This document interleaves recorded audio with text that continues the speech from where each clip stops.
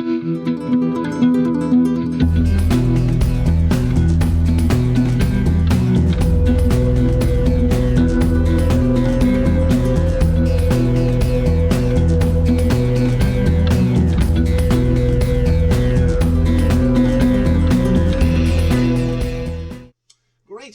it's Iain from RTO. Welcome to A Perfect Side. It's where we listen to an album, and it's got to be an album, and we've got to find the best side of the album.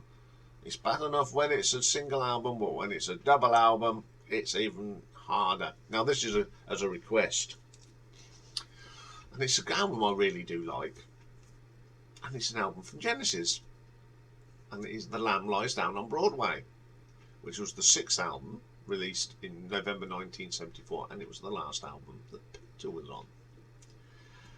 So let's have a look at the album, and then we've got to make that hard decision. So the first track is the title track, of course, The Lamb Lies Down on Broadway. Opens up with that lovely Tony Banks piano, which is the highlight of the track. You got the great bass line from Mike Rutherford comes in, and a great track to open the album. Up next was Fly Under Windshield.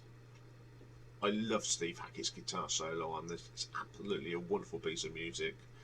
And Steve Hackett still plays this today in his solo shows. It's just a lovely track. Broadway Melody of 1974, then heavy riffs and the bass pedals, some keyboards from Tony, the Mellotron's in there, interesting drum beat from Mr. Collins, and of course Peter's wonderful descriptive vocal. Cuckoo Cocoon, sorry. I love this. Plus you get a bit of flute for Mr. Gabriel, but I think it's the wonderful vocal on this. It's a short track, but it really is good. Then we get a classic, one of my favourite tracks, In the Cage. I love the story about on this. The drumming from Phil on this is pretty decent. Some great bass and bass pedals on this. It's a great vocal from Peter. It's got one of my favourite Tony keyboard runs in it. It's just an all-round good track. Side 1 closes with The Grand Parade of the Lifeless Packaging. Yeah, it just doesn't do anything for me. Never has. It's a bit of a track. So we turn it over to side 2.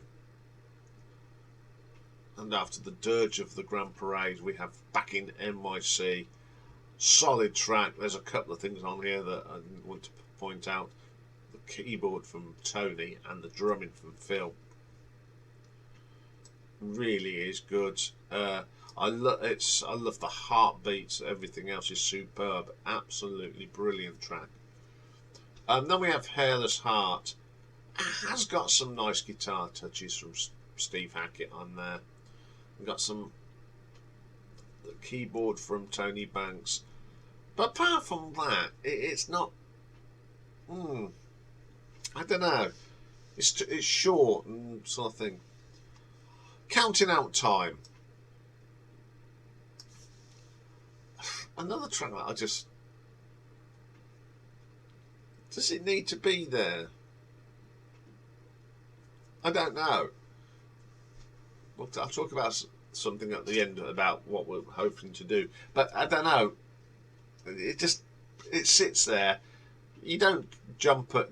You just... it's weird. But the next track is just a classic. Probably one of Peter Gabriel's finest performances on this album. The beautiful Carpet Crawlers. The performance on this, I love this. I love Peter's vocal along with Tony's lovely keyboard on it. Wonderful track. It's got a lovely bit of guitar from Mr. Hackett as well. Another good track. is the Chamber of the 32 Doors. Steve Hackett at his best. Mike Rutherford's bass line is terrific on this. Really good track. So that was the end of side 2. So we'll have a look at side 3.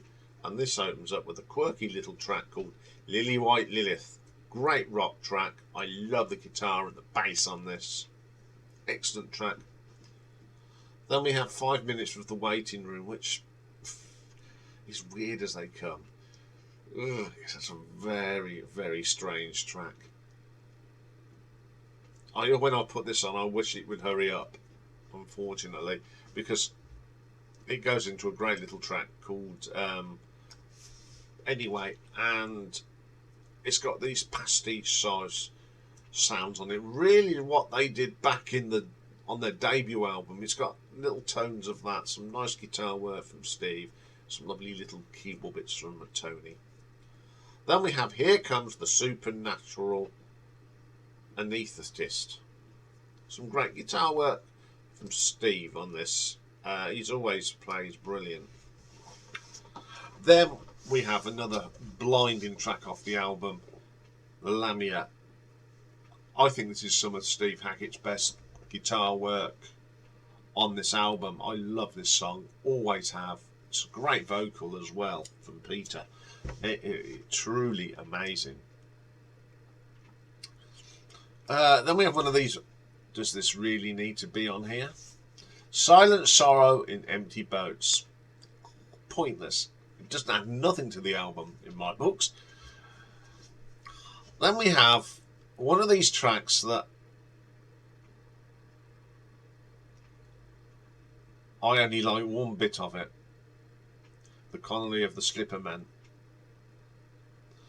The only bit I like is that lovely little bit of quirky keyboard from Tony Banks that always features when they've done medleys in the past, like the medley on the Three Sides Live album. That's the best bit of this song. And the rest of it, I don't like. The Arrival is the only bit that's worth listening to. That lovely diddly diddly diddly diddly diddly diddly. I just love all that. And the rest of it, nah. 8 minutes 20, and I only like one bit of it. Then we have Ravine. It's okay. Just seems to fill it a little bit of a filler. Then we have The Light Dies Down on Broadway. I think this is pretty cool. It's the Lamb Lies Down on Broadway is the real uplifty one. This is the more downside of it, but I like the vocals on it. Riding the Scree. It's got some nice interplay between Tony and Steve Hackett. In the Rapids. Pretty solid track. Pretty good vocal from Peter. I do like that. We're on side 4, by the way. So we're coming to the end. And then we have the last track, It, which is one of my favourite tracks on this album.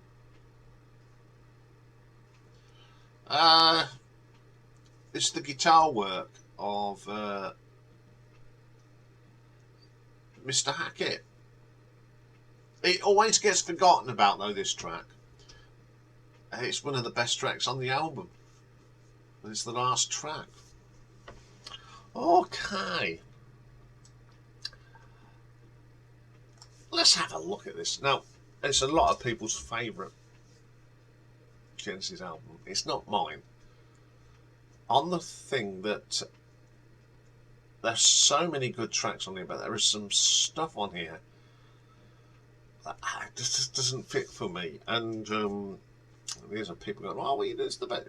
Yeah, but this was very difficult to pick the perfect side because there is something on each side that I don't like as much. So I had to sit down and listen to this and find which song outside has got the best songs on it. and which flows. It's the flow. If you were just trying to pick, I mean, some great songs. It, the Lamia, Lilywhite Lilith, Carpet Crawlers, In the Cage, Fly on the Windshield, Brought the Lamb Lies Down and Brought. There's so many great tracks on here with a lot of filler.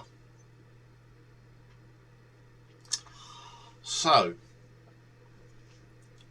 when I looked at this, it was just looking at the flow, and the side that really does it for me is actually side 1, because